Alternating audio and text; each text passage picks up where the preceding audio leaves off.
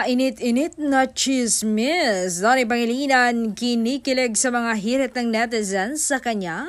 Ang mati ni Idol kasi ay napakongrats sa mga mag-asawang Mr. and Mrs. Alonte o sina Loisa Andalio at Ronnie Alonte.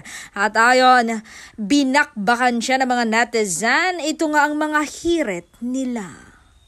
Ayon kay Burge1988, Donnie, soon ikaw naman, Dons ikakasal. Ayon naman kay XYY, Donnie, nix na kayo ni Belinda. Ayon naman kay It's Me, Tisay, Donnie, Ayon naman kay Simply Casey, next na po ang Don Bell.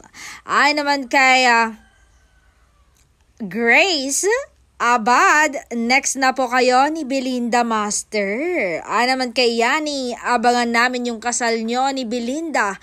Amen. Naman kay Joy, hoping for Don Bell, soon another last card. Pero ayon sa chika, kinilig daw itong si aktor sa mga hirit ng netizen.